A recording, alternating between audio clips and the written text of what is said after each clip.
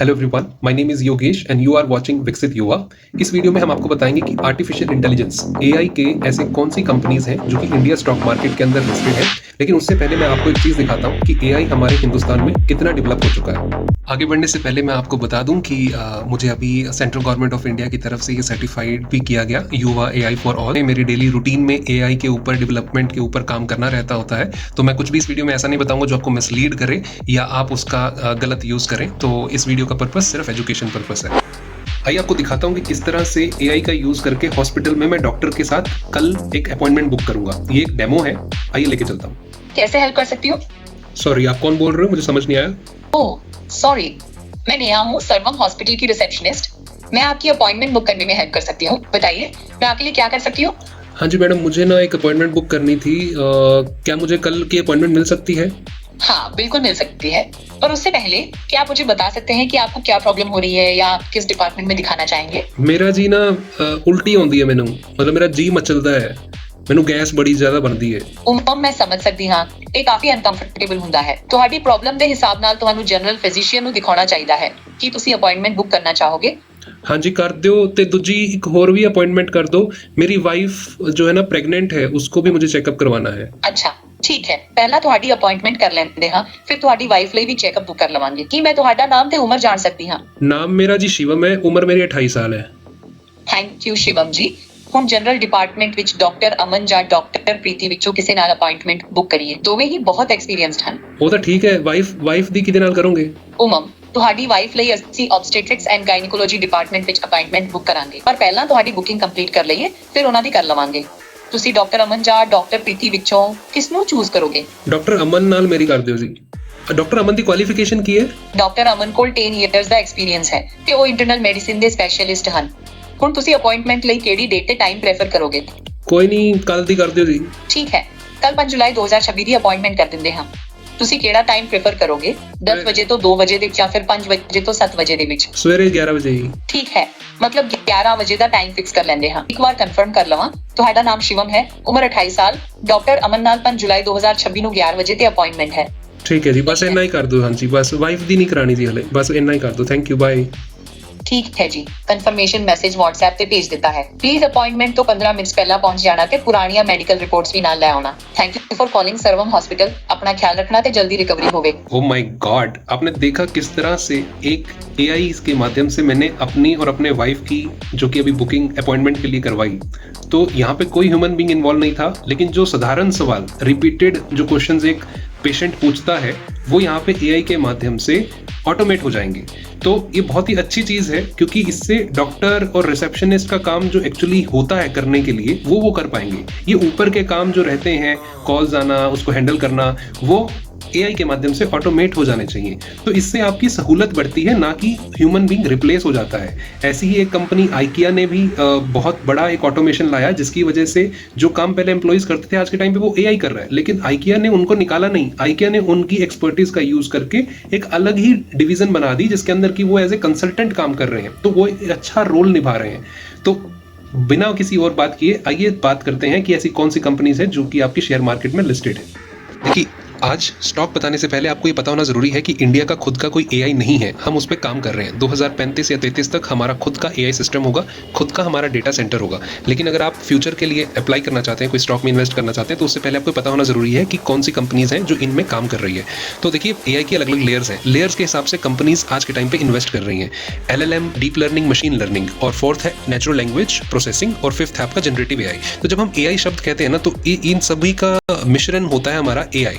तो एआई अकेला कुछ नहीं है, वो इन सभी से मिलकर के बनता है। जैसे हमारे बॉडी में ब्लड है, सेल्स हैं, कोशिकाएं होती हैं, उसी तरह से कंबाइंड मिलकर के हमारा एक शरीर बनता है। जो बॉडी हमारी होती है ना, जो बाहर से हमको दिखती है, that body is called data centre. लेकिन उस बॉडी के अंदर जो आपकी आत्मा है, उस आत्मा को बोला जाता है एआई। तो अगर आप एआई को और भी समझना चाहते हैं तो इंटरनेट पे बहुत चीजें मिल जाएंगी, लेकिन मोटा मोटा आपका एआई ये होता है। चलिए अब आते हैं कि कौन सी ऐसी कंपनीज हैं। देखिए ये 12 कंपनीज हैं जिनको गवर्नमेंट ऑफ इंडिया ने AI इंडिया समिट फरवरी के अंदर जो दिल्ली में हुआ था उसमें देश विदेश से AI के डेवलपर्स आए थे, जैसे सैम ऑल्टमैन आए थे जिन्होंने चैट GPT बनाया, ओपन AI के फाउंडर।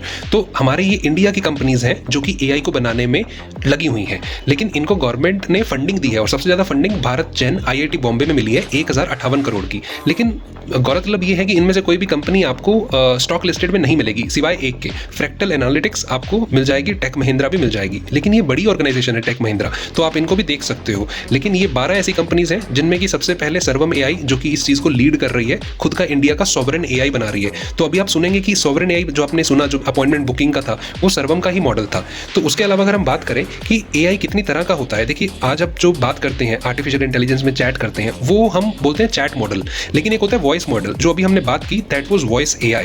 अब वॉइस AI के अंदर भी कई तरह के होते हैं, text to text, text to voice, मतलब आपने कुछ लिख करके डाला, सामने आपका आउटपुट वॉइस में आएगा, वॉइस में डाला तो उसका आउटपुट आपको टेक्स्ट में कन्वर्ट करके दे देगा। लेकिन आगे अभी मेटा उस पर काम कर रहा है कि ब्रेन में आपके जो चल रहा है वो सामने टेक्स्ट में लिखा आ जाए, तो ऐसे भी मॉडल्स बनाए जा रहे हैं। चलिए अब सीधा बात करते हैं कि इंडिया के कौन से ऐसे स्टॉक है जो कि स्टॉक मार्केट में लिस्टेड है। जी, तो ऐसे 5 स्टॉक हैं। फ्रैक्टाइल एनालिटिक्स जो कि इंडिया AI समिट का भी पार्ट था, HCL टेक जिसने कि सर्वम के अंदर बहुत ही अच्छी इन्वेस्टमेंट की है, सर्वम वही मॉडल जिसका हमने अभी आपको हॉस्पिटल का बुकिंग का सुनाया था, उन्होंने HCL टेक ने उसके अंदर निवेश किया है।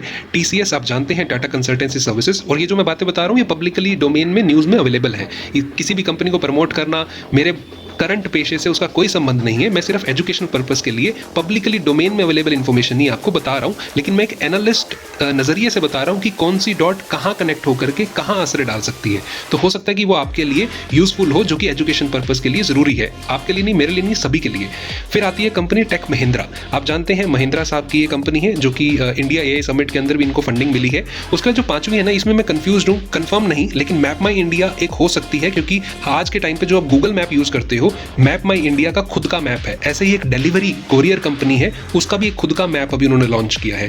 तो ये भी उस रास्ते में है कि इंडिया का खुद का प्रोडक्ट बनाया जाए, जिसे कि आगे जाकर के स्केल किया जाए और दूसरी कंट्रीज के जो है वेंडर्स कंपनीज वहाँ पे निवेश कर पाएं। मैप माई इंडिया का अभी अगर आप कंपनी जानते हैं, एक MG ब्रांड आता है ना, और Amazon नाउ जो फ्रेश डिलीवरी करती है ग्रोसरी की आपके घर में, तो मर्सिडीज बेंज है, इन्होंने गूगल का मैप रिप्लेस करके मैप माई इंडिया का उसके अंदर किया है। यानी कि हमारे फोन में जो हम कभी मैप का इस्तेमाल करते हैं गूगल मैप है, लेकिन अगर आप MG की गाड़ी लेंगे तो उसके अंदर आपको मैप माई इंडिया का मैप दिखेगा। तो इसलिए मैंने इसको यहाँ शामिल किया है, ताकि हो सकता है कि ये भी कल को AI के अंदर कुछ एडवांसमेंट कर पाए। अब बात करते हैं कि फाउंडेशनल स्टॉक, ये आपको 5 मिल जाएंगे, शेयर मार्केट में आप देख लेना, लेकिन कोई भी इसमें इन्वेस्टिंग की हमारी राय नहीं है, एडवाइस नहीं है, उसके लिए आपको अपने फाइनेंशियल एडवाइजर से बात करनी चाहिए, हम सिर्फ एजुकेशन के लिए बता रहे हैं। फाउंडेशनल स्टॉक में क्या है कि ये AI के शरीर हैं जिसमें AI की आत्मा रहती है।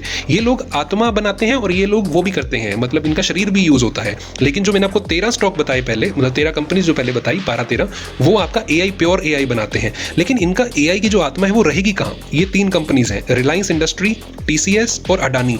ये लोग रिलायंस की बात करें तो ये 5G 6G नेटवर्क बहुत ही जल्द 6G भी लॉन्च करेंगे।